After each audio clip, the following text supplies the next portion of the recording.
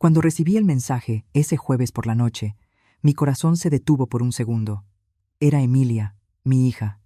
Después de más de un año de silencio absoluto, Mamá, ¿podemos cenar el martes? Te extraño.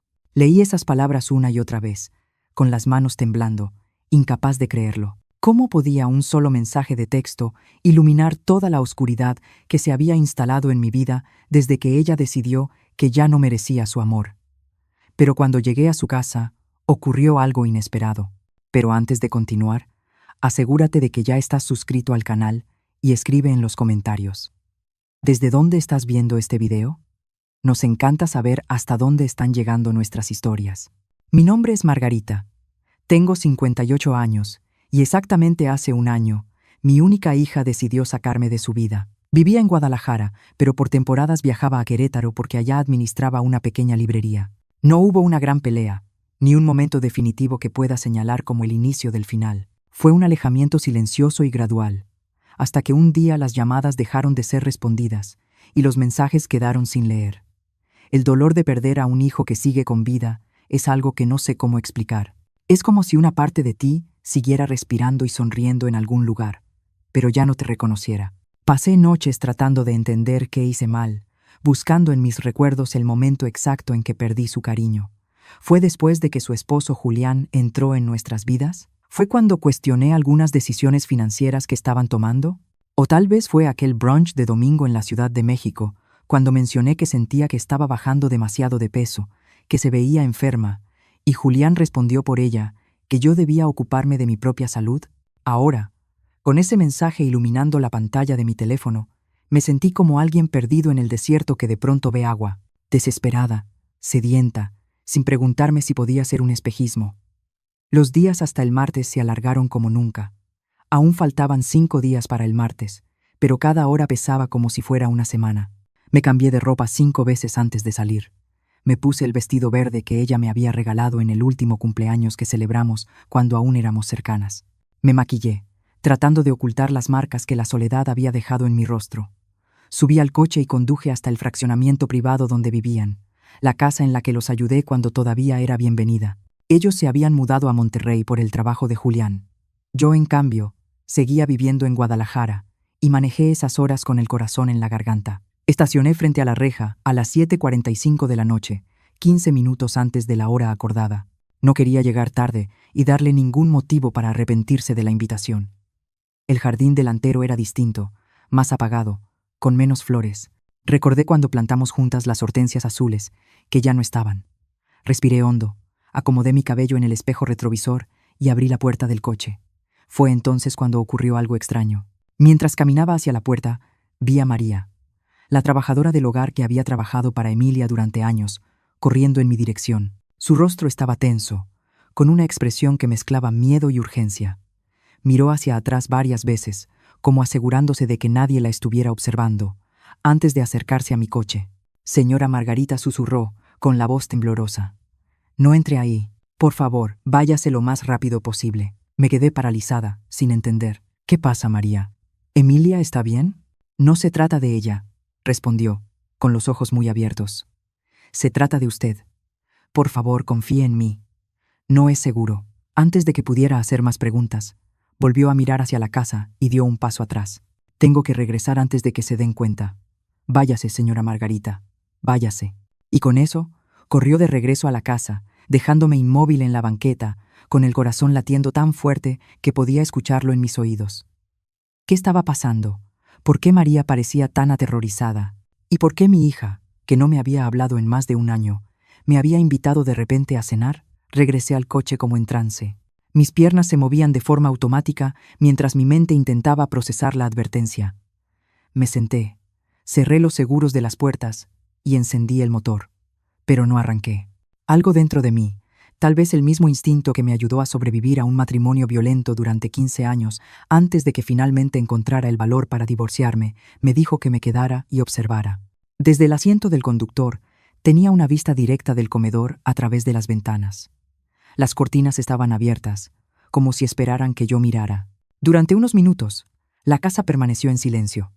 Las luces estaban apagadas, como si no hubiera nadie. Y entonces, de pronto, todo se iluminó, una a una.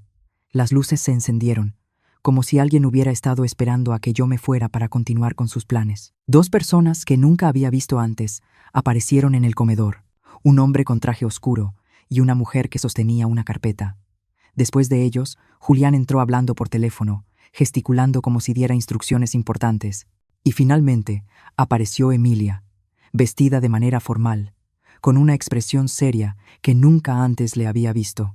Aquello claramente no era una cena entre madre e hija, era una reunión cuidadosamente planeada. Mientras observaba, María apareció brevemente en la ventana. Nuestras miradas se cruzaron por un segundo, y ella negó sutilmente con la cabeza. Ese pequeño gesto me dijo todo lo que necesitaba saber. Váyase, pero no pude.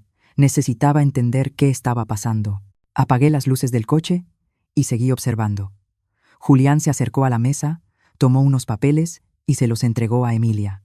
Ella los miró, firmó algo y sonrió. Una sonrisa fría que no reconocí como la de mi hija.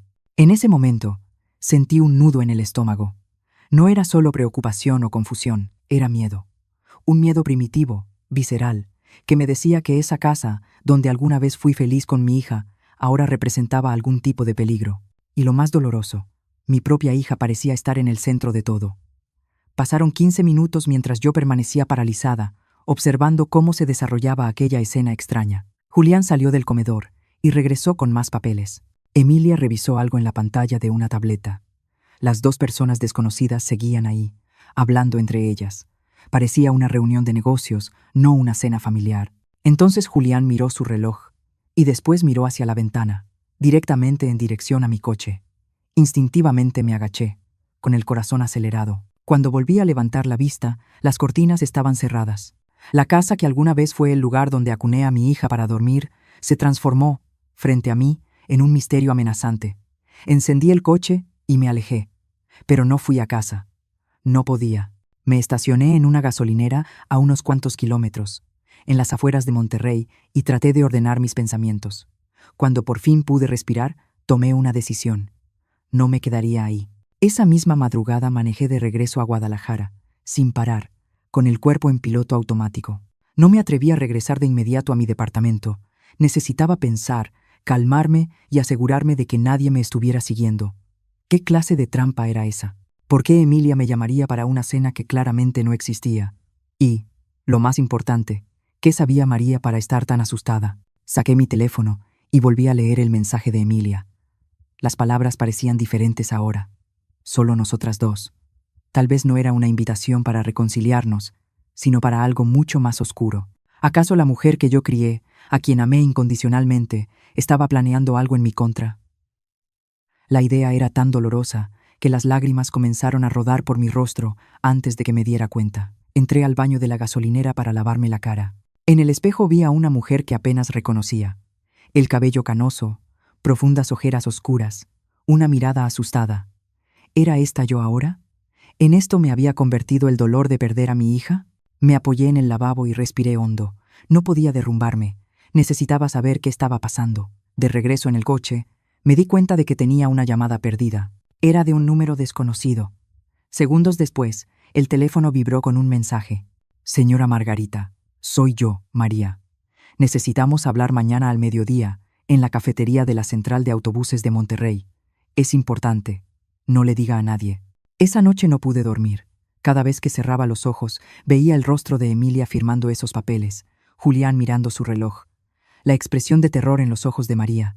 ¿Qué estaban planeando? ¿Y por qué mi propia hija estaría involucrada en algo en mi contra? Cuando el sol comenzó a salir, yo seguía despierta. Había llegado a Guadalajara después de manejar toda la madrugada, con las manos rígidas del volante y la mente en llamas, observando cómo la ciudad despertaba. Las personas en las calles parecían tan normales, tan ajenas al caos que se desarrollaba en mi vida. ¿Cómo sería despertar sin el peso de saber que la persona que más amas en el mundo podría querer hacerte daño? Mientras el reloj avanzaba hacia el mediodía, una determinación creció dentro de mí. Tomé el primer camión de regreso a Monterrey, no por valentía, sino porque necesitaba la verdad antes de que fuera demasiado tarde. Iría a esa cita con María y descubriría la verdad, sin importar lo dolorosa que fuera, porque la incertidumbre, me di cuenta, era aún más insoportable que cualquier verdad. La central de autobuses estaba tan concurrida como siempre, Personas corriendo para alcanzar sus camiones, familias despidiéndose, jóvenes con mochilas enormes esperando su salida. Yo me sentía fuera de lugar ahí. Una mujer de mediana edad, sola, buscando respuestas a preguntas que ni siquiera sabía cómo formular. La cafetería estaba en una esquina apartada, un lugar pequeño con mesas de formica y sillas de plástico. Elegí una mesa desde donde podía ver la entrada y pedí un café que sabía que no podría beber. Tenía el estómago hecho un nudo. A las 12:10, María entró. Vestía de forma sencilla, con una chamarra oscura y una bufanda que le cubría parcialmente el rostro. Sus ojos se movían nerviosos, revisando cada rincón del lugar antes de dirigirse hacia mi mesa. Señora Margarita, susurró ella, sentándose rápidamente. Gracias por venir, María. Por el amor de Dios, dime qué está pasando, le supliqué, tomando sus manos temblorosas sobre la mesa. ¿Por qué me detuviste ayer? ¿Qué está planeando Emilia? María miró a su alrededor, como si temiera que alguien nos estuviera observando, y bajó aún más la voz. No es solo Emilia, señora Margarita, es Julián. Él controla todo. Un escalofrío me recorrió la espalda. Desde el principio, nunca confié del todo en Julián. Había algo en él, una frialdad calculadora detrás de esa sonrisa encantadora. Pero Emilia estaba tan enamorada que nunca quiso escuchar mis preocupaciones. ¿Controla cómo?, pregunté. María respiró hondo. Desde hace meses he visto cosas extrañas en esa casa. El señor Julián aísla a Emilia. Primero fueron sus amigas, luego la familia. Usted fue la última en ser apartada, pero fue Emilia quien dejó de hablar, me dije, confundida. No, señora Margarita. Fue él quien la convenció de que usted intentaba controlar su vida, de que no respetaba sus decisiones. Hizo una pausa y continuó. Él lo tuerce todo. Hace que Emilia crea que todos están en su contra, que solo él la protege. María bajó la mirada, con los ojos llenos de lágrimas. Está bajando de peso porque incluso controla lo que come. Le dice que debe mantenerse en forma, que a nadie le gustan las mujeres gordas. Sentí náuseas. Las piezas empezaban a encajar. El distanciamiento gradual, los cambios en el comportamiento de Emilia, la manera en que comenzó a repetir frases que sonaban ensayadas. ¿Y la cena de ayer?, pregunté. ¿Por qué invitarme? María bajó aún más la voz. Escuché una conversación entre ellos. El señor Julián dijo que necesitaban su firma en unos documentos. Tragué saliva. Algo sobre la casa que usted ayudó a comprar y unas acciones que el papá de Emilia le dejó. Cosas sobre las que usted todavía tiene cierto control. El departamento que ayudé a financiar cuando Emilia se casó seguía parcialmente a mi nombre, y las acciones que mi exesposo, el padre de Emilia, dejó cuando falleció. Yo era la administradora hasta que ella cumpliera 35 años, lo cual ocurriría en solo unos meses. ¿Querían que firmara papeles para transferirles todo? No solo eso, dijo María, dudando, con los ojos fijos en los míos. Escuché al señor Julián hablando por teléfono con un hombre. Dijo, después del martes, todo será nuestro, y nadie lo cuestionará. La vieja ya no estorbará. La sangre se me heló. La vieja. ¿Así se refería Julián a mí, cuando pensaba que nadie lo escuchaba? La idea de que mi yerno y mi propia hija estuvieran conspirando para quitarme mis bienes era devastadora. Pero había algo más en las palabras de María. Algo que no estaba diciendo. Hay más, ¿verdad, María? Ella asintió lentamente, y una lágrima rodó por su mejilla. Señora Margarita, creo que querían hacerle daño. Sentí que el mundo se me venía encima. Escuché a Julián hablar de un accidente. Dijo que sería fácil hacer parecer que usted se resbaló por las escaleras después de beber vino en la cena. La cafetería comenzó a dar vueltas a mi alrededor. ¿Mi propia hija, contemplando mi muerte? No, no podía ser. Era demasiado absurdo. Emilia nunca aceptaría algo así, dije, más para mí que para María.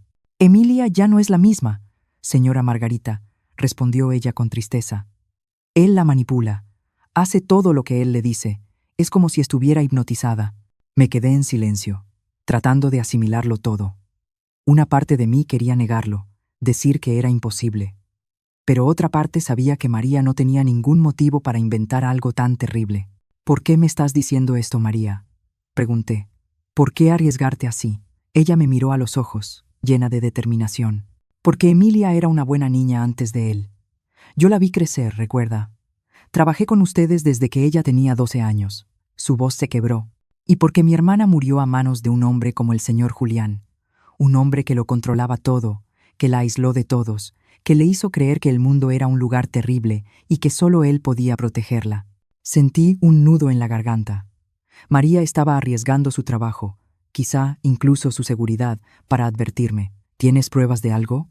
¿Algo que pueda ayudarnos? Ella asintió y sacó una pequeña grabadora de su bolso. Grabé algunas conversaciones y tomé fotos de documentos que encontré en su oficina. Están preparando todo para después del martes. Testamentos, transferencias, todo. Tomé la grabadora con las manos temblorosas.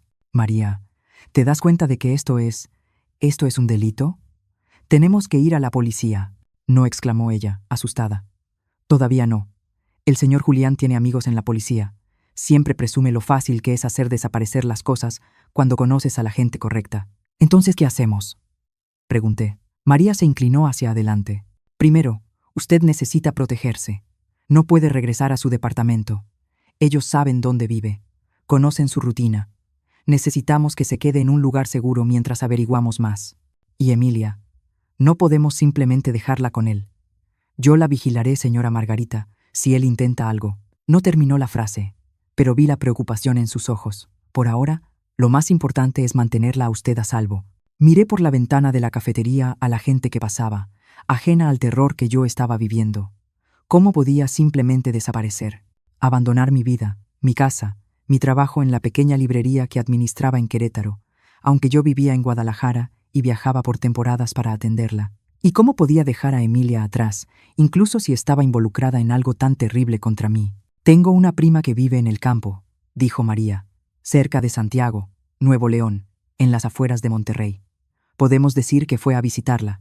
Nadie la buscará allá. La idea de huir, de esconderme, era casi tan aterradora como las revelaciones que acababa de escuchar. ¿Y si intento hablar con Emilia, a solas, sin Julián? Tal vez ella... No, señora Margarita, me interrumpió María, con la voz firme. Usted no entiende. Ella no la va a elegir, no ahora. Él tiene el control total sobre ella. Sus palabras me golpearon como un puñetazo. La verdad que no quería enfrentar. Ya había perdido a mi hija. No cuando dejó de hablarme hace un año, sino mucho antes, cuando ese hombre entró en nuestras vidas y comenzó a tejer su red de manipulación. Iré a casa de tu prima, decidí al final. Pero no para esconderme, sino para pensar, para planear cómo vamos a salvar a Emilia. María asintió, visiblemente aliviada. Es lo mejor, señora Margarita. Yo me quedaré vigilando aquí y la mantendré informada. Vamos a sacar a Emilia de esto. Cuando salimos de la cafetería, el mundo se sentía distinto, más amenazante. El sol del mediodía ya no parecía cálido, y los rostros de las personas a mi alrededor parecían máscaras que ocultaban intenciones desconocidas. Estaba a punto de dejar atrás todo lo que conocía, huyendo de un peligro que provenía de la persona que más había amado en el mundo. Miré a María una última vez antes de separarnos. Cuídate. Y cuida a mi hija. Siempre, señora Margarita. Caminé hacia mi coche sintiendo el peso de la grabadora en el bolsillo de mi chamarra. Ese pequeño objeto contenía la verdad que podía destruir a mi familia para siempre, pero también podía ser la clave para salvar a mi hija de un monstruo que la estaba consumiendo desde dentro. La casa de la prima de María estaba en un pueblo pequeño, a unas 3 horas de la ciudad, cerca de Santiago, Nuevo León. Era un lugar sencillo, con caminos de terracería y gente que todavía dejaba las puertas sin llave por la noche. Beatriz, una mujer de más de 70 años, me recibió como si fuéramos viejas amigas, haciendo pocas preguntas cuando María explicó vagamente que necesitaba un lugar donde quedarme por unas semanas. Cualquier amiga de María es amiga mía, dijo, mostrándome el cuarto del fondo de la casa, con una cama de hierro y cortinas florales que me recordaron la casa de mi abuela. Quédese el tiempo que necesite. Esa primera noche, sentada en el porche bajo un cielo estrellado que nunca se ve en la ciudad, intenté poner mis pensamientos en orden. Escuché las grabaciones que María me había dado y examiné las fotografías de los documentos. Cada prueba era más perturbadora que la anterior. Julián había creado meticulosamente un plan para apoderarse no solo de las acciones que pertenecían a Emilia, sino también de propiedades que estaban a mi nombre. Había un testamento falsificado con mi supuesta firma, dejando todo a Emilia en caso de mi muerte, y otros documentos, transferencias, poderes notariales, todos con falsificaciones de mi firma, solo esperando las fechas para ser presentados. Pero la parte más aterradora fue escuchar la voz de mi propia hija en esas grabaciones, una voz que apenas reconocía, aceptando mecánicamente lo que decía Julián, repitiendo frases ensayadas sobre cómo yo siempre la había controlado, cómo nunca la apoyé, ¿Cómo merecía quedarme sola? Era como escuchar las palabras de él saliendo de su boca, como si fuera un ventrílocuo y ella su marioneta. A la mañana siguiente, tomé mi teléfono para llamar a Benjamín, mi abogado y amigo de toda la vida, pero dudé. ¿Y si Julián estaba monitoreando mis llamadas? ¿Y si descubría dónde estaba? Decidí ser más cautelosa. Usé el teléfono fijo de la casa de Beatriz, llamando desde un número que Julián no conocía. ¿Margarita? Respondió Benjamín, sorprendido. ¿Dónde estás? He llamado varias veces a tu celular. Necesitaba salir de la ciudad por unos días, respondí vagamente. Benjamín, necesito tu ayuda, pero tiene que ser con mucha discreción. Le expliqué la situación de la forma más concisa posible, sin entrar en demasiados detalles por teléfono. Benjamín escuchó en silencio, haciendo de vez en cuando preguntas directas. Esto es grave, Margarita dijo finalmente. Si tienes pruebas de lo que dices, debemos ir a las autoridades de inmediato. Todavía no respondí, recordando la advertencia de María. Julián tiene contactos. Tenemos que ser estratégicos. Entonces, ¿qué sugieres? Necesito pruebas más concretas. Algo que no pueda ser ignorado ni encubierto. Benjamín guardó silencio por unos segundos. Tengo un amigo en instancias federales, alguien fuera del círculo local. Puedo hablar con él sin mencionar nombres. Por ahora. Hazlo, acepté. Mientras tanto, necesito que hagas algo por mí. Ve a mi departamento y busca una carpeta azul en el fondo de mi closet. Hay documentos importantes ahí. ¿La llave de repuesto sigue en el mismo lugar? Sí, con la señora Rodríguez, en el departamento 302. En los días siguientes, me adapté a una rutina en casa de Beatriz. Durante el día ayudaba con las tareas para mantener la mente ocupada. Por la noche, revisaba las pruebas, tomaba notas, unía las piezas. María me enviaba mensajes cortos desde un teléfono de prepago, informándome de lo que ocurría en la casa. Julián está nervioso, pregunta por usted. Emilia parece confundida. Escuché una discusión. Él hace llamadas extrañas. Menciona un plan B. Cada mensaje aumentaba mi ansiedad. ¿Qué era ese plan B? ¿Y cómo estaba reaccionando Emilia a mi desaparición? Una parte de mí quería volver corriendo, enfrentarlos, exigir explicaciones, pero otra parte sabía que hacerlo sería un suicidio. Si de verdad estaban planeando matarme, aparecer sin un plan solo aceleraría el proceso. Al cuarto día, Benjamín me llamó. Logré hablar con mi contacto en instancias federales. Está interesado en el caso, pero necesita más detalles. Y Margarita, fui a tu departamento. El tono de su voz me alarmó. ¿Qué pasó? Alguien estuvo ahí. Todo estaba revuelto. La carpeta azul, no pude encontrarla. La sangre se me heló. Esa carpeta contenía documentos originales de las propiedades, las acciones, testamentos legítimos. Era mi seguro en caso de que algo me pasara. Están un paso adelante, murmuré. ¿Hay algo más? Hay una investigación en tu contra, continuó Benjamín. ¿Qué? ¿Qué tipo de investigación? Parece que alguien reportó irregularidades en la librería. Evasión fiscal, lavado de dinero. Es completamente absurdo, pero ya está en marcha. La estrategia de Julián se volvía clara. Si yo aparecía, sería para enfrentar cargos penales. Un escándalo público que haría mucho más fácil quitarme todo lo que había construido. ¿Y Emilia? ¿Lograste hablar con ella? Pregunté. Benjamín suspiró. Lo intenté. No responde mis llamadas. Fui a su casa y el guardia de seguridad no me dejó entrar. Dijo que no estaba recibiendo visitas. La situación empeoraba más rápido de lo que imaginaba. No solo intentaban borrar mi existencia financiera, sino también mi reputación. Era una trampa perfecta. Si me mantenía escondida, lo perdería todo. Si aparecía, me arrestarían. Tenemos que actuar más rápido, decidí.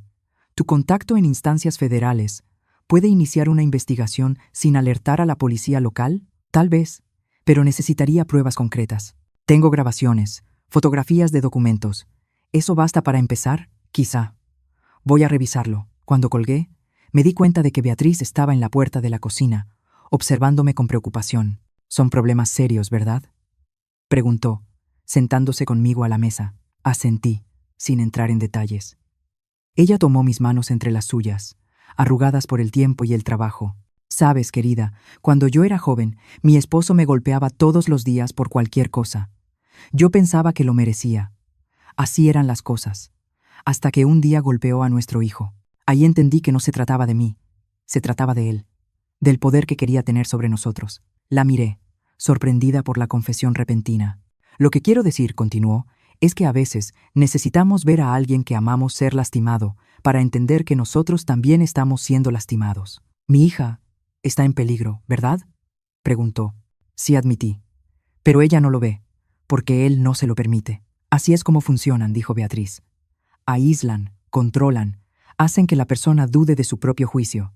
Y cuando por fin despiertas, ya es demasiado tarde. ¿Cómo escapaste tú?, pregunté. El rostro de Beatriz se iluminó con una sonrisa triste. No escapé. Él murió. Le dio un infarto durante uno de sus ataques de ira. Dios tiene un sentido del humor peculiar, ¿no crees? Se levantó, acomodándose el delantal. Pero tú todavía puedes salvar a tu hija y a ti misma. Cuando se fue, me quedé pensando en sus palabras. Tal vez Beatriz tenía razón. Tal vez el problema nunca había estado entre Emilia y yo. Era Julián quien había creado esa división, alimentándola con mentiras y manipulación. Y si mi hija repetía esas frases horribles sobre mí, no era porque las creyera, sino porque él la había programado para decirlas. Esa noche recibí un mensaje de María que lo cambió todo. Está planeando llevársela. Lo escuché hablando de una casa en el extranjero. Dice, ustedes dos nunca volverán a verse. ¿Llevársela? ¿A dónde? ¿Por qué? Las preguntas daban vueltas en mi cabeza.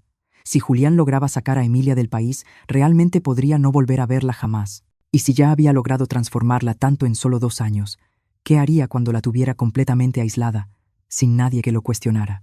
No podía esperar más. No podía confiar en que el sistema legal actuara a tiempo.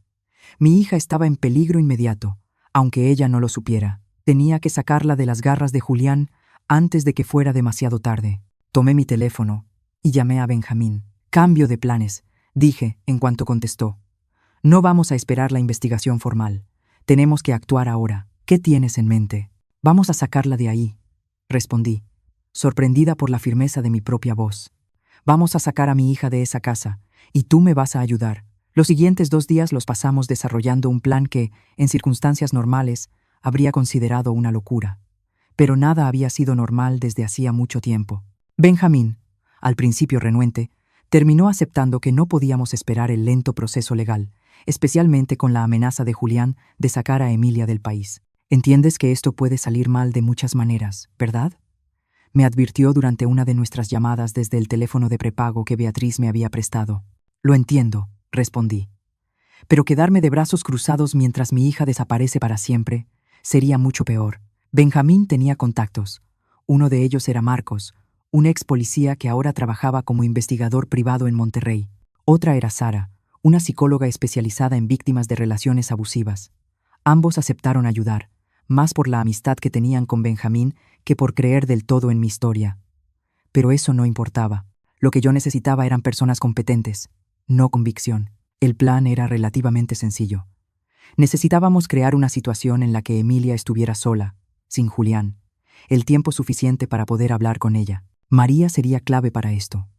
Ella nos avisaría cuando Julián saliera de la casa, preferentemente por varias horas, y entonces actuaríamos. ¿Y si ella no quiere irse contigo?, preguntó Marcos durante nuestra reunión en un pequeño comedor de carretera a las afueras de Monterrey. No necesita quererlo, explicó Sara. En casos de manipulación psicológica severa, la víctima rara vez reconoce su situación. Nuestra misión es crear una interrupción en el control para permitirle pensar por sí misma, aunque sea solo por unas horas. ¿Y si él regresa mientras estamos ahí?, pregunté, sintiendo un escalofrío solo de pensarlo. Estaré preparado, respondió Marcos, sin dar más detalles, pero su tono me hizo creer que sabía cómo manejar a hombres como Julián. La oportunidad llegó 3 días después. María me envió un mensaje a las 9 de la mañana. Se va hoy a Miami. Reunión de negocios. Vuelo a las 11. No regresa hasta la noche. Ella estará sola. Mi corazón comenzó a latir con fuerza. Era ahora o nunca. Me reuní con Benjamín, Marcos y Sara en el punto acordado. Una gasolinera a 10 minutos de la casa de Emilia. Benjamín se veía nervioso, revisando el reloj constantemente. Marcos estaba tranquilo, casi indiferente, como si solo estuviéramos ahí para tomar un café. Sara revisaba sus notas, preparándose claramente para su intervención psicológica. Recuerden, dijo, Emilia, probablemente se resistirá. Puede gritar, llorar, acusarnos de estar en su contra. Es normal. Lo importante es mantener la calma y transmitir seguridad. A las 3 en punto, Recibimos la confirmación de María. Julián ya salió y el avión ya despegó. Esa era la señal. El trayecto hasta la casa de Emilia se hizo en un silencio tenso.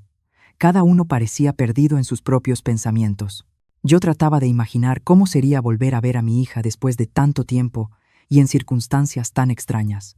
Llegamos al fraccionamiento privado. Marcos, vestido con un uniforme de repartidor y cargando un paquete falso, logró que el guardia de seguridad abriera la reja sin hacer preguntas. Una vez dentro, avanzamos despacio hasta la casa. María nos esperaba en el patio trasero, fuera de la vista de los vecinos. Está en la sala, informó, visiblemente nerviosa, viendo la televisión. No está bien. Apenas ha salido de su cuarto en los últimos días. ¿Alguna señal de Julián?, preguntó Marcos. Ninguna. Llamó hace media hora para verificar que estuviera en casa. Es lo que siempre hace. Llama cada hora cuando está fuera. Entonces tenemos unos 30 minutos antes de la siguiente llamada, calculó Benjamín. Tenemos que ser rápidos. Entramos por la puerta trasera, que María había dejado sin llave.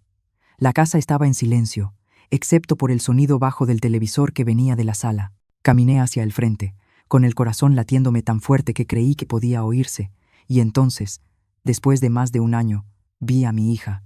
Emilia estaba sentada en el sofá, envuelta en una cobija a pesar del calor del día. Estaba tan delgada que casi no la reconocí. Su cabello, antes largo y lleno de vida, se veía opaco, recogido en un chongo descuidado. Ojeras profundas marcaban su rostro pálido. Mi hija hermosa, siempre tan llena de energía, parecía una sombra de sí misma. Al principio no notó nuestra presencia, absorta en algún programa de televisión que ni siquiera parecía estar viendo de verdad. Cuando finalmente me vio, sus ojos se abrieron de par en par. «Mamá», susurró, como si no pudiera creer lo que estaba viendo. «Hola, cariño», respondí, tratando de mantener la voz firme pese a las lágrimas que amenazaban con caer. Se levantó de golpe, dejando caer la cobija. Llevaba una pijama holgada que hacía aún más evidente su alarmante delgadez. «¿Qué haces aquí? ¿Cómo entraste?», percibí de inmediato el miedo en su voz. No era solo sorpresa, era pánico. «Necesitamos hablar», Emilia, dije, dando un paso hacia ella. «Estoy preocupada por ti». Ella retrocedió, mirando nerviosa a las personas que estaban conmigo. «No pueden estar aquí. Julián va a volver pronto. Tienen que irse. Tu esposo está en Miami», le informó Marcos con calma. «No regresará hasta la noche». El pánico en los ojos de Emilia se intensificó. «¿Cómo sabes eso? ¿Me estás espiando?» «Voy a llamar a la policía». Buscó su teléfono con desesperación, pero María ya lo había sacado de la habitación, tal como lo habíamos planeado. Sara dio un paso al frente, con la voz suave y controlada. «Emilia, me llamo Sara. Soy psicóloga y estoy aquí para ayudarte. No estamos aquí para hacerte daño. Solo queremos hablar». «No necesito ayuda», respondió Emilia de forma automática, como si repitiera algo que ya había escuchado muchas veces. «Estoy perfectamente bien. Ustedes son los que tienen el problema, siempre interfiriendo en mi vida». Sus palabras me atravesaron como puñales. Pero Sara ya me había preparado para esto. Eran palabras de Julián, no de Emilia. «Cariño», intenté de nuevo. «Tú me invitaste a cenar. ¿Recuerdas? El martes pasado me mandaste un mensaje». Emilia pareció confundida por un momento. «Yo no envié nada». «Sí lo hiciste», insistí, mostrándole el mensaje en mi teléfono. Ella miró la pantalla, la confusión aún más evidente. «Ese es mi número. Pero yo no escribí eso. Fue Julián, ¿verdad?», pregunté con suavidad. «Tomó tu teléfono y mandó ese mensaje haciéndose pasar por ti». Emilia abrió la boca para negarlo, pero la cerró de nuevo, como si algo empezara a encajar en su mente. Él dijo que sería bueno que nos reconciliáramos, que sentía que yo estaba triste por no hablar contigo, pero después dijo que tú cancelaste, que no querías verme. Yo estuve ahí, Emilia, a la hora acordada, dije. Pero María me impidió entrar, porque escuchó a Julián planeando algo contra mí. Emilia miró a María, quien asintió en silencio. «Es verdad, hija. Lo escuché hablar de hacer que pareciera un accidente, de cómo tú heredarías todo después de que tu mamá se cayera por las escaleras». «No», murmuró Emilia, negando con la cabeza. «Él no haría eso. Me ama, me protege». «¿Te protege de qué, Emilia?», preguntó Sara, manteniendo la calma. «¿Del mundo? ¿De las personas que te aman? Mírate. ¿Eres feliz? ¿Estás sana? ¿O tienes miedo todo el tiempo?». Emilia comenzó a llorar, con los hombros temblando bajo el peso de las preguntas. Yo quería correr hacia ella, abrazarla, decirle que todo estaría bien, pero Sara había sido clara. Necesitábamos mantener distancia emocional en este primer momento. Emilia tenía que procesar. Él dice que tú no me entiendes, sollozó, que quieres controlarme, que solo él sabe qué es lo mejor para mí.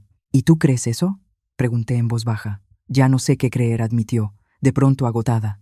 Estoy tan cansada.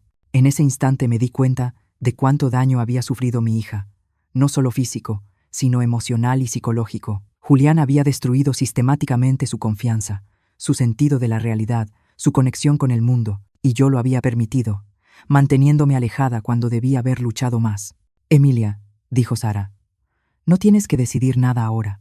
Solo te pedimos que vengas con nosotros unas horas, a un lugar neutral, sin la influencia de Julián, para poder hablar. Se va a enfurecer si me voy, murmuró ella, con el miedo evidente en la voz. ¿Controla a dónde vas?, preguntó Marcos, con tono profesional, aunque sus ojos mostraban indignación.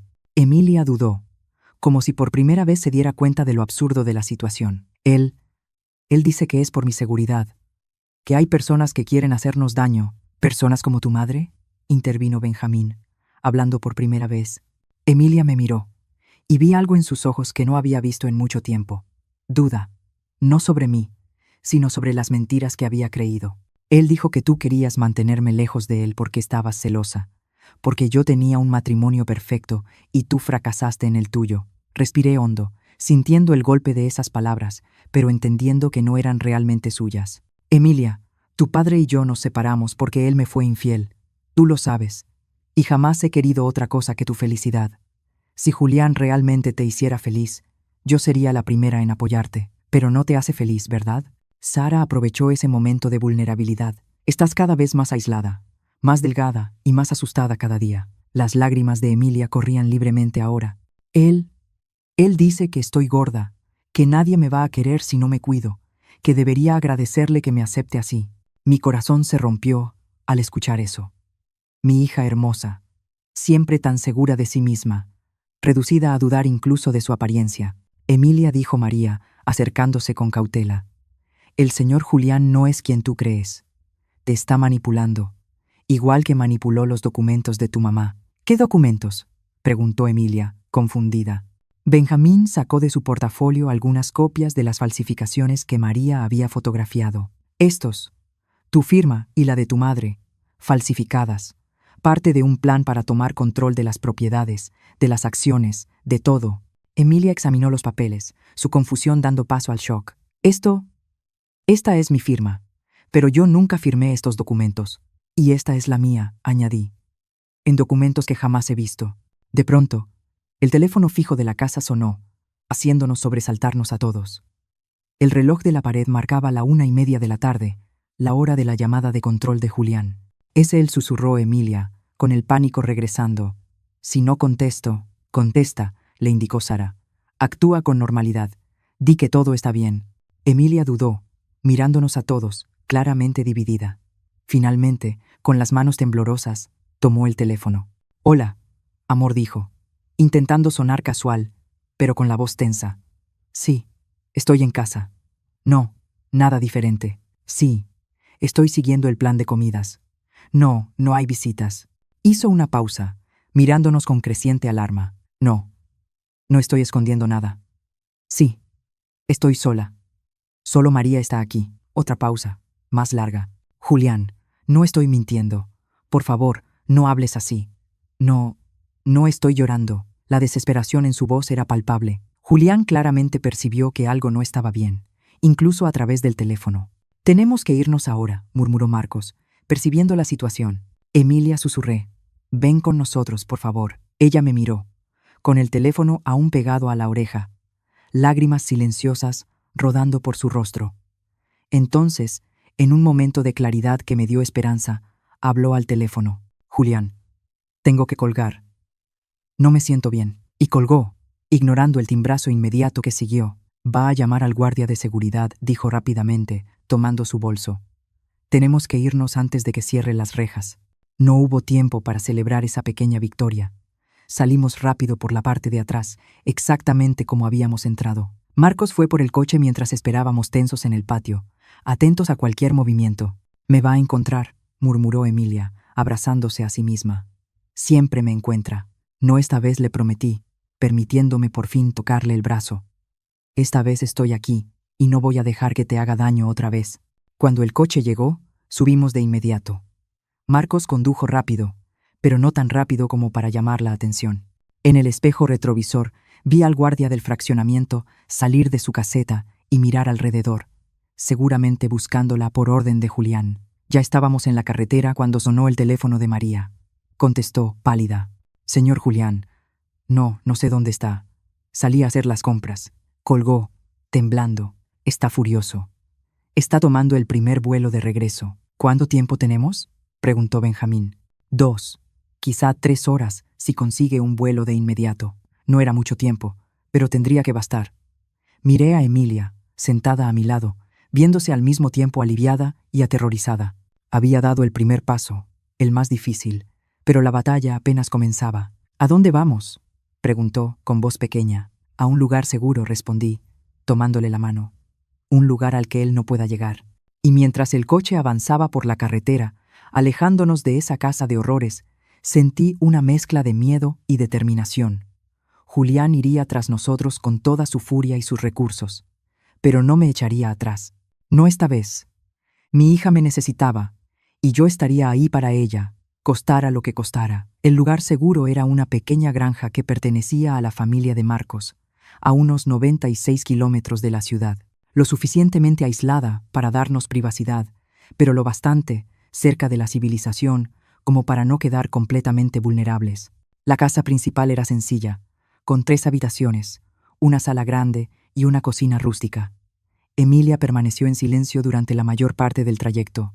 De vez en cuando tomaba el teléfono que María le había devuelto antes de salir y miraba la pantalla, pero no respondía a las llamadas constantes de Julián. Cada vez que el teléfono sonaba, se estremecía como si esperara un golpe físico. «Podemos apagarlo», sugirió Sara con suavidad. «No necesitas escuchar su voz ahora». Emilia dudó, pero finalmente le entregó el aparato a Sara, quien lo apagó y lo guardó en su bolso. Cuando llegamos a la granja, ya estaba oscureciendo. El cielo tenía ese tono morado que precede a la noche total, y las primeras estrellas comenzaban a aparecer. «Entremos», dijo Marcos, estacionando el coche cerca del porche. Nadie nos siguió, pero es mejor no quedarnos expuestos. La casa estaba limpia, pero con ese olor particular de los lugares que permanecen cerrados por mucho tiempo. Marcos encendió las luces y revisó rápidamente las habitaciones, asegurándose de que estuviéramos realmente solos. Benjamín fue a la cocina a preparar café, mientras Sara llevó a Emilia al sofá de la sala, hablándole en voz baja, probablemente usando técnicas para tranquilizarla. Yo me quedé de pie en medio de la sala, mirando a mi hija, aún intentando procesar que de verdad estaba ahí, que habíamos logrado sacarla de esa casa. Parecía irreal, como un sueño del que temía despertar. «Ustedes dos necesitan hablar», dijo Sara, levantándose. «Voy a ayudar a Benjamín en la cocina». Me senté junto a Emilia, manteniendo una distancia respetuosa. Estaba encorvada, como si intentara ocupar el menor espacio posible. Sus manos delgadas y pálidas se retorcían nerviosas en su regazo. «¿Cómo te sientes?», pregunté, sabiendo que era una pregunta torpe, pero sin saber por dónde empezar. Se encogió de hombros, un gesto que me recordó tanto a la adolescente que alguna vez fue. «¿Confundida? ¿Asustada? No sé qué estoy haciendo aquí. Estás aquí porque una parte de ti sabe que algo no está bien», respondí con suavidad, aunque sea difícil admitirlo. Emilia levantó la vista y vi en sus ojos una mezcla de enojo, miedo y confusión. «Tú odias a Julián. Siempre lo has odiado desde el principio». «No, Emilia. Desconfié de él cuando vi cómo te estaba cambiando, cómo te alejaba de todos los que te amaban». «Él me protege», respondió automáticamente, pero su voz ya no tenía convicción. «¿De qué cariño? ¿De quién? ¿De tu madre que solo quiere verte feliz? ¿De tus amigos a los que no ves desde hace más de un año? ¿De la vida que dejaste por él?». No respondió, pero vi cómo se le llenaban los ojos de lágrimas. «Emilia, mírate», continué, procurando no sonar acusatoria. «Estás tan delgada que apenas te reconocí. Le tienes pánico a una llamada de tu propio esposo. Vives aislada, sin amigos, sin familia. ¿Eso es protección o es una prisión?». Una lágrima se escapó y recorrió su mejilla. Él dice que es por mi bien, que yo era ingenua, que la gente quería aprovecharse de mí. ¿Y quién se aprovechó de ti, cariño?, pregunté. Tus amigos que te llamaban todos los días hasta que dejaste de contestar. Yo, que te llamé durante meses sin respuesta. O el hombre que controla lo que comes, a dónde vas y con quién hablas. Ella se cubrió el rostro con las manos, sollozando en silencio. Yo quería abrazarla, pero sabía que debía dejarla procesar sus propias emociones. Emilia necesitaba llegar a sus propias conclusiones. ¿Cuándo fue la última vez que te sentiste verdaderamente feliz?, pregunté tras un momento. Levantó el rostro, pensativa. No lo sé. Antes, supongo. Antes de que todo se volviera tan complicado. Antes de que empezara a aislarte. Antes de que te hiciera dudar de ti misma y de todos a tu alrededor. Emilia asintió lentamente, como si admitiera algo para sí misma por primera vez. Al principio era distinto. Era atento, cariñoso, me hacía sentir especial. Así es como operan, dijo Benjamín, regresando a la sala con una charola de café. Empiezan haciéndote sentir la persona más importante del mundo. Luego, poco a poco, te van desgastando, te aíslan, hasta que dependes completamente de ellos. Emilia lo miró con curiosidad. ¿Cómo sabes eso? Benjamín colocó la charola sobre la mesa y se sentó en el sillón frente a nosotras. Mi hermana pasó por algo parecido. Nos tomó años darnos cuenta de lo que estaba ocurriendo. Para cuando finalmente logramos sacarla de esa situación, ya casi no era la persona que conocíamos. ¿Y cómo está ahora?, preguntó Emilia, con un destello de esperanza en los ojos. ¿Está mejor? No está completamente recuperada, respondió Benjamín. Dudo que alguien se recupere del todo de ese tipo de abuso. Pero volvió a vivir. Tiene amigos, trabaja, sonríe, cosas simples que antes parecían imposibles. La palabra abuso hizo que Emilia se estremeciera. Él nunca me golpeó, murmuró. El abuso no es solo físico, explicó Sara, uniéndose a nosotras. El control, la manipulación, el aislamiento, la humillación. Todo eso también es abuso. ¿Manipulación?, repitió Emilia, confundida. Es cuando alguien te hace dudar de tu propia percepción de la realidad, continuó Sara. Cuando te dicen que cosas que pasaron nunca ocurrieron, o que te las estás imaginando, cuando convierten tus preocupaciones legítimas en paranoia. Emilia guardó silencio, y pude ver cómo las piezas empezaban a encajar en su mente, cómo repasaba recuerdos bajo una luz nueva. Él hace eso, admitió finalmente, con la voz casi inaudible. Cuando digo que algo me preocupa, dice que exagero. Cuando recuerdo algo que dijo o hizo, jura que nunca pasó, que estoy confundiendo las cosas. Y cuando alguien como tu madre intenta advertirte, añadió Sara, él te convence de que esa persona tiene una mala intención, de que quiere separarte por celos o por maldad. Emilia me miró, y la comprensión comenzó a asomar lentamente en sus ojos. Él decía que tú eras controladora, que querías que yo fracasara para seguir dependiendo de ti. Yo solo quería que fueras feliz. Cariño, respondí, sintiendo que la voz se me quebraba, y podía verte desaparecer frente a mis propios ojos. El teléfono de Marcos sonó, interrumpiendo el momento. Contestó de inmediato, y su expresión se endureció. Está en la casa de Beatriz, informó al colgar. Uno de mis contactos en la policía me avisó. Julián logró rastrear una llamada que hiciste desde ahí, Margarita. Está furioso, amenazando a todo el mundo. La sangre se me heló. ¿Beatriz está bien? Sí. No estaba en casa. Pero él está interrogando a los vecinos, mostrando fotos tuyas y de Emilia. Es solo cuestión de tiempo antes de que alguien mencione haberlas visto salir juntas. Emilia se puso aún más pálida. Si eso era posible, nos va a encontrar, susurró, con el pánico evidente en la voz. No, aseguró Marcos. Nadie sabe de esta granja excepto personas de absoluta confianza. Y estamos preparados si intenta algo. ¿Preparados cómo?, pregunté, alarmada. Marcos abrió su chamarra y mostró una pistola en la cintura. Soy ex policía, ¿recuerdas? Tengo permiso legal, y no dudaré en usarla si amenaza a alguien aquí. La visión del arma me inquietó, pero también me dio una extraña sensación de alivio. Julián no era el tipo de hombre que se detuviera con palabras o amenazas vacías. Era peligroso, y tal vez necesitábamos protección real. ¿Qué hacemos ahora?, preguntó Benjamín. Está claro que está dispuesto a todo para encontrarlas. Con la evidencia que tenemos, debemos ir a instancias federales, decidí. Mañana a primera hora. Mientras más esperemos, más peligroso se vuelve esto. De acuerdo, dijo Marcos. Tengo un amigo que puede escoltarnos a la oficina correspondiente y asegurarse de que nos escuchen las personas correctas. Miré a Emilia, que temblaba ligeramente. ¿Estás dispuesta a testificar contra él? ¿A contar lo que te hizo a ti y a nuestra familia? Ella dudó, con el miedo aún visible en los ojos. Pero luego, lentamente, asintió. Sí. Estoy cansada de vivir así, cansada de tener miedo todo el tiempo. Esas palabras simples me llenaron de esperanza. Mi hija estaba regresando, poco a poco, recuperando su voz, su fuerza. Entonces, queda decidido, declaró Benjamín. Mañana a primera hora iremos. Esta noche, descansamos. Marcos organizó turnos de vigilancia. No todos estaban comprados. Marcos conocía a un agente decente que aún respetaba la ley, aunque Julián tuviera su red en la comandancia. Él y Benjamín se alternarían para asegurarse de que nadie se acercara a la casa durante la noche.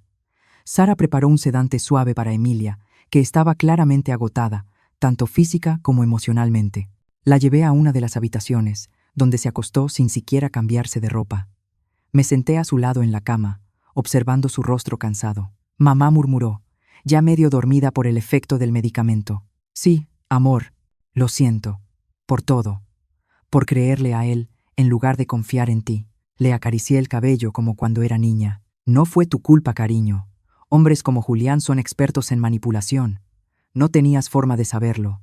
Debí haberlo sabido, insistió, con los ojos cerrándose. Debí ver las señales. Shh, susurré. Descansa ahora. Mañana tendremos tiempo para hablar de todo esto. Tomó mi mano, apretándola débilmente. No me dejes, mamá. Por favor. Nunca más, prometí, con los ojos llenos de lágrimas. Nunca volveré a dejarte sola. Me quedé a su lado hasta que se quedó profundamente dormida, su respiración volviéndose lenta y regular. Al verla así, vulnerable y agotada, renové en silencio mi promesa. Nadie volvería a hacerle daño a mi hija. Nadie volvería a hacerla sentir pequeña o insignificante. Ni Julián, ni ningún otro hombre. Cuando estuve segura de que estaba profundamente dormida, salí del cuarto en silencio. En la sala encontré a Benjamín, Marcos y Sara hablando en voz baja. «¿Cómo está?», preguntó Sara. «¿Dormida?», sí respondí, sintiéndome de pronto agotada también. El medicamento hizo efecto rápido. «Necesita ese descanso», dijo Sara. Su cuerpo y su mente han estado en estado de alerta constante durante mucho tiempo. Vivir bajo ese tipo de estrés es agotador. Me senté con ellos y acepté una taza de café que Benjamín me ofreció. «¿Qué crees que pase mañana?», pregunté. «Si todo sale bien, Julián será llamado a declarar», explicó Marcos. «Con la evidencia que tenemos, las grabaciones, los documentos falsificados, el testimonio de Emilia y de María, hay una buena posibilidad de que se emita una orden de restricción inmediata. ¿Y si no funciona?», pregunté, sintiendo que el miedo regresaba. «Vamos al plan B», respondió Benjamín. «Tengo contactos en otros estados. Podemos llevarlas a un lugar seguro mientras resolvemos todo por la vía legal». La idea de huir, de esconderme con Emilia en algún lugar lejano, no era ideal, pero haría cualquier cosa por mantenerla a salvo. Seguimos hablando un rato más, afinando los detalles del plan para el día siguiente, hasta que el cansancio finalmente me venció. Sara me acompañó a otra habitación, asegurándose de que yo también descansara. «Fuiste muy valiente hoy», me dijo mientras me acostaba. «Sacar a alguien de una relación abusiva es una de las cosas más difíciles y peligrosas que existen». «Es mi hija», respondí simplemente. «Haría cualquier cosa por ella». Sara sonrió con suavidad. «Descansa. Mañana será un día importante». Cuando se fue, me quedé mirando el techo, tratando de ordenar mis pensamientos. Habían pasado tantas cosas en los últimos días. Mi vida se había puesto de cabeza desde aquel mensaje que recibí el jueves. Parecía que hubiera pasado una vida entera. Me dormí pensando en Emilia, en la niña sonriente que fue, y en la mujer fuerte que sabía que podía volver a ser. Soñé con días más simples, cuando éramos solo nosotras dos contra el mundo después de que su padre se fue. Días de risas en la cocina, de películas en el sofá, de confesiones a medianoche. Me desperté sobresaltada con el sonido de un vidrio rompiéndose. Por un instante, estuve desorientada, sin saber dónde estaba. Luego los recuerdos regresaron de golpe. La granja, la extracción de Emilia, el plan para mañana. Me levanté de inmediato, con el corazón latiendo con fuerza. El reloj digital del buró marcaba las 3:17 de la madrugada. La casa estaba en silencio, excepto por unas voces apagadas que venían de la sala. Avancé con cuidado por el pasillo oscuro. Las voces se hicieron más claras. Una era la de Marcos, tensa y baja. La otra hizo que la sangre se me helara. Era Julián. «¿Dónde están?», exigió su voz, con una frialdad que me caló hasta los huesos. Ya te dije que no sé de qué estás hablando, respondió Marcos, con voz controlada pero firme. No me tomes por idiota, gruñó Julián. Sé que Margarita se llevó a mi esposa. Sé que la estás ayudando, y sé que están aquí. Me detuve en la esquina del pasillo, oculta entre las sombras. Desde ahí podía ver parcialmente la sala. Marcos estaba de pie, bloqueando el paso de Julián. Su mano estaba cerca de la cintura, donde yo sabía que llevaba su pistola. Julián me daba la espalda, pero su postura era agresiva, intimidante. Estás invadiendo propiedad privada, dijo Marcos, aún con calma. Te sugiero que te vayas antes de que llame a la policía. Julián soltó una risa fría y cruel. ¿La policía? ¿De verdad crees que te van a creer?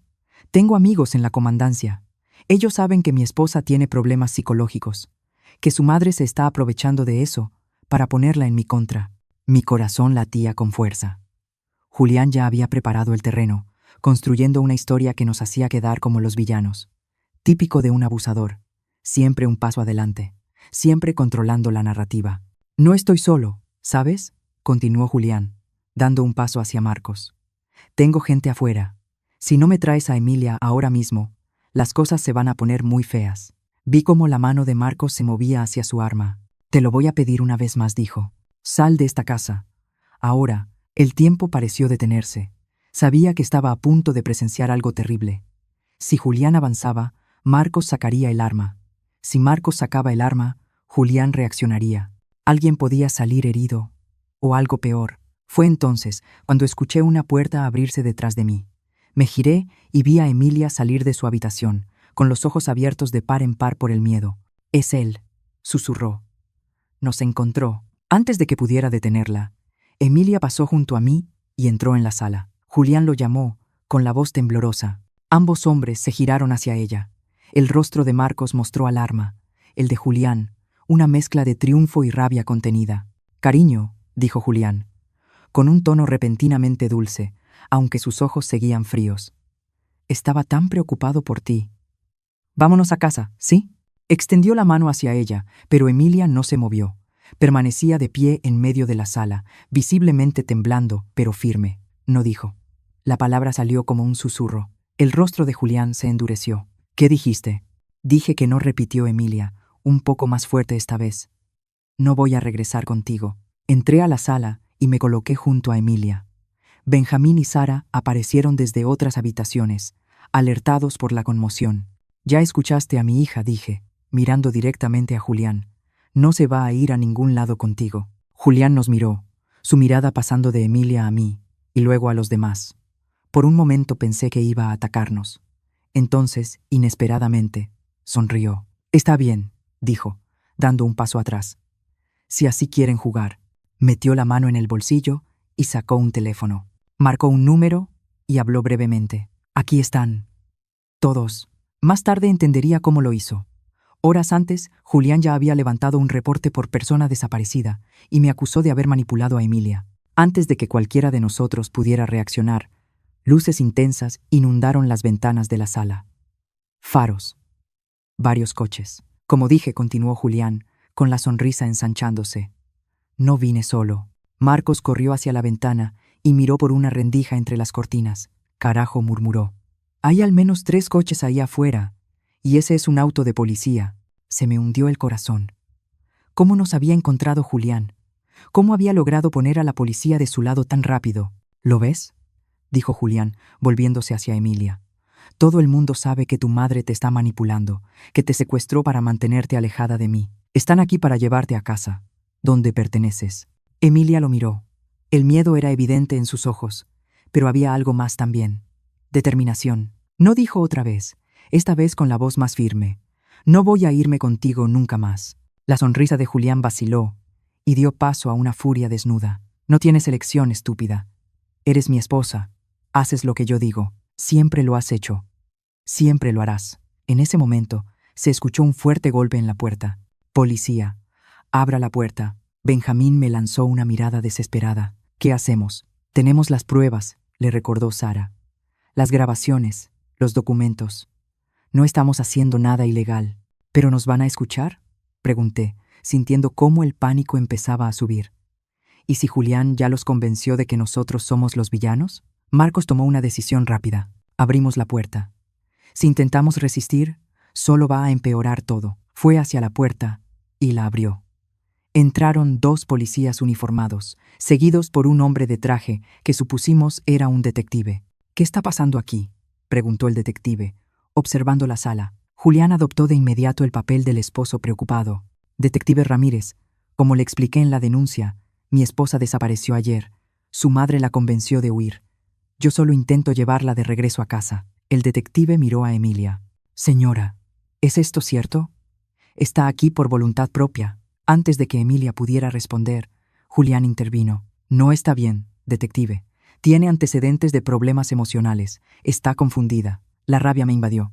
«Mi hija no tiene ningún problema», exclamé.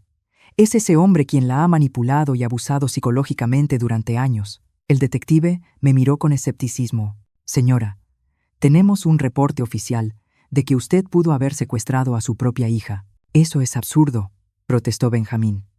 «Tenemos pruebas de abuso, de manipulación, documentos falsificados, testimonios». «¿Van a creerle a él?». Julián se rió, volviéndose hacia el detective. «Son sus amigos.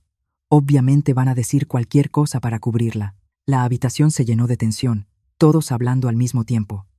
Los policías se miraban entre un grupo y otro, claramente confundidos, sin saber a quién creer. Fue entonces cuando Emilia dio un paso al frente. «Quiero presentar una denuncia», dijo, con una voz sorprendentemente clara y firme. La sala quedó en silencio.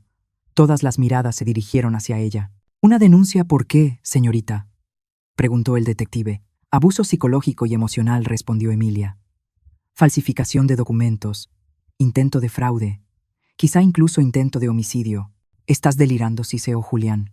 «Nadie va a creer eso». «Tengo pruebas», continuó Emilia, ignorándolo. Se volvió hacia Sara, quien rápidamente le pasó su bolso. De dentro, Emilia sacó la grabadora que María me había dado. «Aquí hay grabaciones de mi esposo, hablando de planes para falsificar la firma de mi madre y tomar control de sus propiedades. También hay grabaciones donde habla de un accidente que mi madre sufriría durante una cena que nunca estuvo planeada». El detective tomó la grabadora, observándola con interés. «Esto es serio, señorita.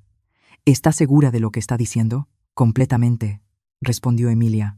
Entonces, lentamente, desabotonó la manga de su blusa y la subió, revelando moretones en sus brazos, marcas de dedos claramente visibles contra su piel pálida. «Y esto», dijo, «es lo que pasa cuando no estoy de acuerdo con él, cuando no como exactamente lo que me ordena, cuando hablo con alguien sin su permiso». Me quedé mirando los brazos de mi hija, con náuseas. ¿Cómo no me di cuenta? ¿Cómo no vi las señales físicas del abuso? Pero claro, Julián era demasiado inteligente para dejar marcas visibles y nos había mantenido alejadas durante tanto tiempo. El detective miró a Julián, ahora con una expresión muy seria. «Señor, creo que necesitamos hablar en la comandancia». «Esto es ridículo», estalló Julián, perdiendo por fin el control. «Está mintiendo. Todos ustedes mienten». Dio un paso hacia Emilia, el rostro deformado por la ira, pero los agentes se interpusieron de inmediato, sujetándolo por los brazos. «Será mejor que nos acompañe ahora, señor», dijo uno de los policías. «No entienden», seguía gritando Julián, forcejeando. «Ella es mía. No puede dejarme. Yo hice todo por ella». Mientras se lo llevaban afuera, Julián seguía lanzando amenazas e insultos. Emilia permaneció mirando, con una sola lágrima deslizándose por su mejilla. Cuando la puerta finalmente se cerró, dejando la sala sumida en un silencio pesado, Emilia se volvió hacia mí. Sin decir una palabra, se lanzó a mis brazos, sollozando como una niña. «Ya terminó», susurré, acariciándole el cabello. «Ya terminó, cariño. Ahora estás a salvo». Pero yo sabía que no había terminado. Apenas era el comienzo de un camino largo. Julián probablemente saldría bajo fianza. Habría investigaciones, declaraciones, quizá un juicio, y el proceso de recuperación de Emilia sería largo y difícil. Pero por primera vez, en más de un año, sentí esperanza. Mi hija había recuperado su voz, su valentía. Había dado el primer paso para salir de ese ciclo de abuso, y yo estaría a su lado en cada paso del camino. Los meses siguientes fueron difíciles, tal como esperábamos. Julián fue liberado bajo fianza, como habíamos previsto, pero con una orden de restricción que le prohibía acercarse a Emilia o a mí. Violó esa orden 3 veces en las primeras semanas, lo que resultó en su detención preventiva mientras el caso era investigado. Emilia y yo nos mudamos a un pequeño departamento en otra ciudad, Querétaro, donde nadie nos conocía. Empezar de nuevo no fue fácil, pero era necesario. Cada día veía pequeñas señales de que mi hija estaba regresando a la persona que era antes de que Julián entrara en nuestras vidas. Las primeras semanas fueron las más difíciles. Emilia alternaba entre momentos de claridad y fortaleza y periodos de profunda duda, en los que incluso se preguntaba si había hecho lo correcto al dejar a Julián. ¿Y si él tiene razón?, murmuró una noche, sentada en el balcón de nuestro nuevo departamento, mirando las estrellas. ¿Y si no puedo vivir sin él? Viviste sin él durante 25 años antes de conocerlo, respondí con suavidad. Y eras una persona increíblemente independiente, llena de sueños y planes. Ya no recuerdo a esa persona, admitió, con la voz apenas audible. Yo sí la recuerdo, dije, tomando su mano, y voy a ayudarte a encontrarla otra vez. Emilia comenzó terapia con Sara, quien se ofreció a atenderla sin cobrar hasta que estuviéramos estables económicamente. En las sesiones, fue desenterrando poco a poco las capas de manipulación y abuso que Julián había construido a su alrededor. Con cada revelación, mi corazón se rompía un poco más.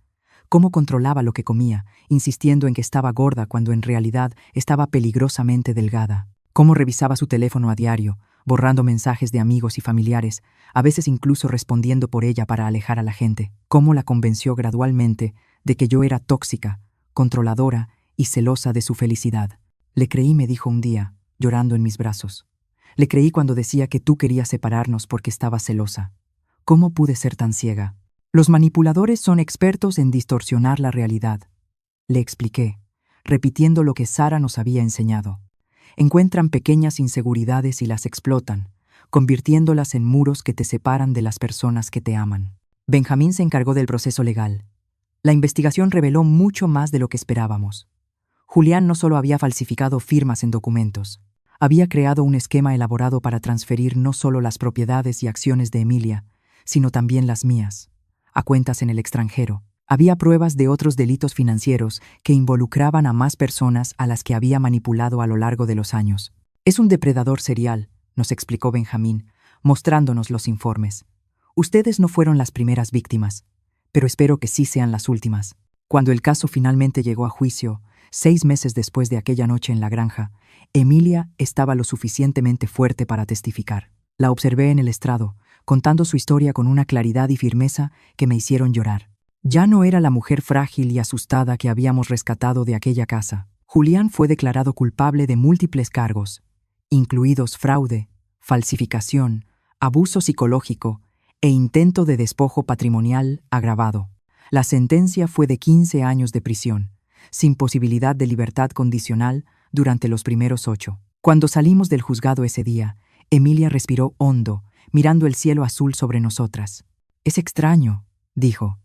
«Todavía lo amo de alguna forma retorcida. Es como si una parte de mí quisiera creer que todo lo que vivimos fue real, que de verdad le importaba. Lo que tú sentiste por él fue real», respondí. «El problema es que lo que él sentía por ti no era amor, era posesión. Y hay una enorme diferencia entre ambas cosas». Ella asintió lentamente. «Voy a necesitar tiempo para desaprender todo lo que me enseñó, para volver a confiar en los demás y en mí misma». «Tienes todo el tiempo del mundo, cariño», le dije, «y no estás sola en este camino». Han pasado 5 años desde aquella noche en la granja. 5 años de sanación, de reconstrucción, de redescubrimiento. Emilia terminó su maestría y ahora trabaja en un centro de apoyo para víctimas de violencia familiar en la Ciudad de México. Yo sigo al frente de la librería, que se ha convertido no solo en un negocio, sino en un espacio de comunidad y concientización. Julián cumple su condena sin derecho a contactarnos. De vez en cuando recibimos noticias suyas a través de Benjamín, que sigue atento al caso. Al parecer, ha intentado encontrar a una nueva víctima por correspondencia, una mujer que cree estar comunicándose con un empresario condenado injustamente.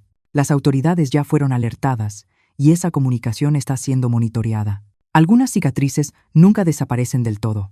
Hay momentos en los que Emilia se sobresalta con un ruido repentino, o cuando su mirada se pierde porque algo le recuerda a aquellos años.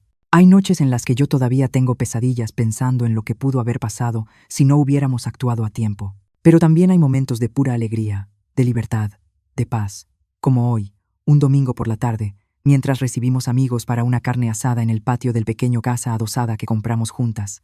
Emilia sonríe, Conversa animadamente con un grupo, su confianza restaurada, su belleza interior visible otra vez para todos.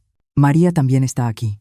Dejó su trabajo en la casa de Julián, que fue vendida para pagar indemnizaciones, y ahora trabaja con nosotras en la librería. Ella y Emilia desarrollaron una amistad fuerte, unidas por la experiencia compartida. Benjamín, Marcos y Sara se convirtieron en parte de nuestra familia elegida. Nos reunimos con frecuencia, no solo para recordar el pasado, sino para celebrar el presente y planear el futuro. Mientras observo esta escena, a mi hija feliz, rodeada de personas que de verdad se preocupan por ella, siento una profunda gratitud, no solo por haber sobrevivido, sino por haber aprendido a vivir de nuevo, a vivir de verdad. Emilia nota que la estoy mirando y sonríe. Esa sonrisa que ilumina sus ojos y me calienta el corazón. Se disculpa con sus amigos y viene hacia mí, sentándose a mi lado en la banca del jardín. ¿En qué estás pensando?, me pregunta, apoyando la cabeza en mi hombro, como cuando era niña. En lo extraña que es la vida, respondo. En cómo a veces tenemos que pasar por el infierno para encontrar el camino de regreso a casa. Ella asiente, entendiendo perfectamente. ¿Sabes qué aprendí de todo esto?, dice tras un momento de silencio. ¿Qué, cariño? Que el amor verdadero no encarcela, no controla, no te hace sentir menos. El amor verdadero libera, fortalece, te hace crecer. Aprieta mi mano, como tu amor por mí. Lágrimas silenciosas recorren mi rostro. Hace 5 años, yo estaba desesperada, sentada en mi coche, mirando a mi hija a través de una ventana, tratando de entender cómo habíamos llegado a ese punto. Hoy ella está aquí, a mi lado, libre de las cadenas invisibles que la sujetaban, y yo estoy aquí, siendo testigo del milagro de su recuperación, sabiendo que no importa cuán oscura sea la noche, siempre existe una oportunidad para empezar de nuevo cuando llega el amanecer. Mamá, dice Emilia, interrumpiendo mis pensamientos. Gracias por nunca rendirte conmigo. Le beso la frente con suavidad. Eso es lo que hacen las madres, cariño. Nunca se rinden. Y mientras el sol comienza a ponerse en el horizonte, bañando con tonos dorados nuestro pequeño patio, y a las personas que amamos, sé que por fin estamos en casa.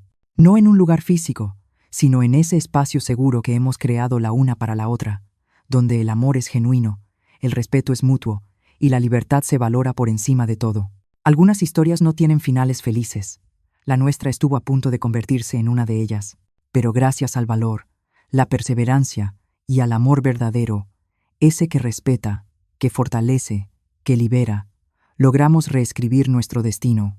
Y ese es el mensaje que compartimos con todas las Emilias y Margaritas que encontramos en el camino. Nunca es demasiado tarde para reescribir tu historia. Nunca es demasiado tarde para escapar de las sombras y caminar hacia la luz. Nunca es demasiado tarde para volver a casa. Ahora, tengo curiosidad por ti, que escuchas mi historia. ¿Qué harías si estuvieras en mi lugar? ¿Has pasado por algo parecido? Déjalo en los comentarios. Gracias de corazón por escuchar esta historia hasta este último momento. Y mientras tanto, en la pantalla final te dejo otras 2 historias favoritas del canal que, sin duda, te van a sorprender. Gracias por quedarte hasta el final.